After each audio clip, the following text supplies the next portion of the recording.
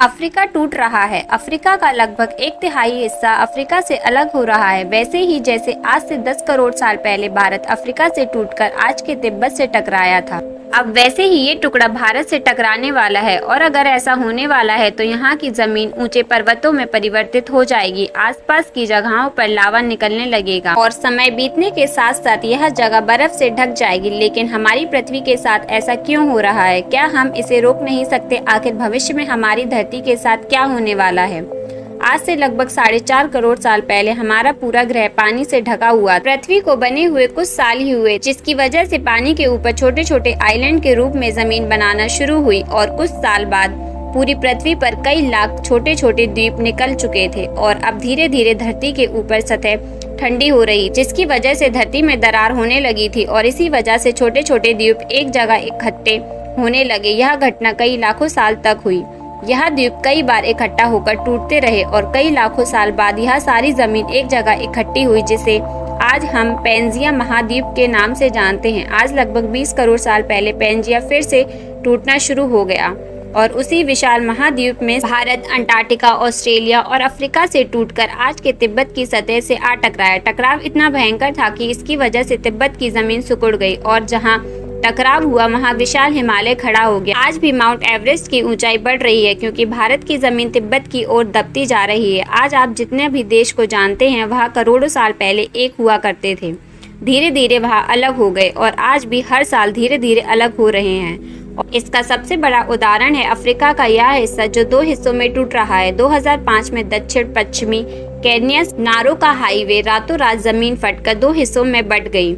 यह दरार हर साल 6 से 7 मिलीमीटर जितनी बढ़ रही है। अफ्रीका के यहाँ से टूटने का कारण यह है कि यह त्रिकोण आकार से दिखने वाला फुद्दू, इस जगह पर 3 अलग अलग तरह की जमीन मिलती है।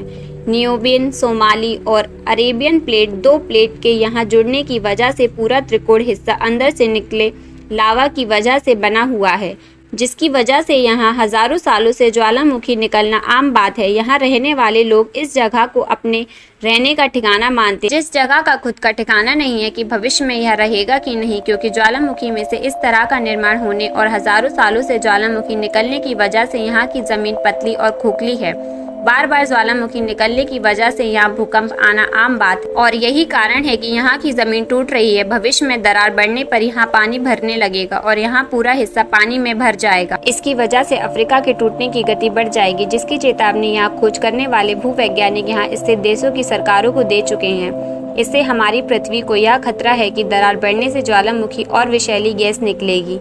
भूवैज्ञानिक रॉय लिवमोर के मुताबिक सोमाली प्लेट भविष्य में भारत के पश्चिमी हिस्से से टकराए और यहाँ से भारत का मतलब आज के इंडिया, पाकिस्तान और श्रीलंका से टकराने की बात कर रहा हूँ। लंका से टकराने की बात कर रहा हूँ। तो क्या होगा जब सोमाली प्लेट भारत से टकराएगा? अगर सोमाली प्लेट उसी गति से भारत से टकराता है जिस गति से भारत तिब्बत से टकराया था, तो कई शहर तबाह हो जाएंगे। इस सबसे जल्दी और सबसे ज्यादा असर भारत के मुंबई में दिखाई देगा। समुद्री किनारे साल दर साल उठने लगेंगे और भूकंप आम हो जाएगा। समय के साथ साथ ज्वालामुखी फूटने लगेंगे। धीरे धीरे सोमाली प्लेट गोवा से केरल और श्रीलंका संपर्क में आ चुकी होगी। द्वारका से सोमनाथ और पाकिस्तान से कराची तक सारे समुद्री किनारे पर्वत में बदलने लगेंगे और यहाँ विशाल पर्वत खड़े हो जाएंगे, जिसकी वजह से यहाँ का मौसम ठंडा होने लगेगा और यहाँ बर्फ गिरने की वजह से आसपास कई सारी नदियाँ निकलने लगेंगी और आसपास के घने जंगलों में परिवर्तित होने लगेंगे। बरसात होने लगेगी। टकराव की वजह से साउथ इंडिया टेढ़ा हो जाएगा। उस वक्त आज के नेपाल और भूटान का बहुत बड़ा हिस्सा हिमालय में जा चुका होगा। इस वक्त तक सिर्फ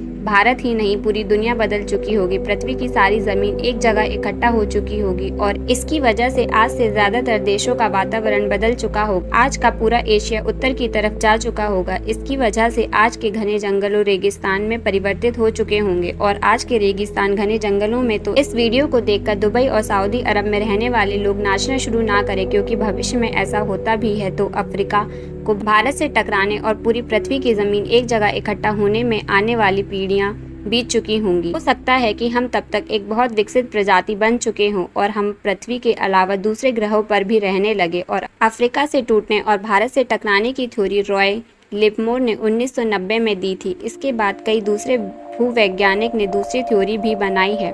जिसके मुताबिक सोमाली प्लेट भारत में नहीं टकराएगी, लेकिन ज़्यादातर भूवैज्ञानिक का मानना है कि धरती ज़मीन फिर से एक दूसरे से जोड़ेगी और आज से करोड़ों सालों बाद हमारी पृथ्वी इन चारों में से एक जैसी दिखेगी। लेकिन क्या भविष्य की धरती पर जीवन विकसित हो पाएगा? यही एक बहुत बड़ा सवाल है जिसका जवाब हम इंसानों को मिलकर देना है। उम्मीद है रिकॉग्नाइज्ड कि यह वीडियो भी आप लोग भरपूर लाइक और शेयर करें।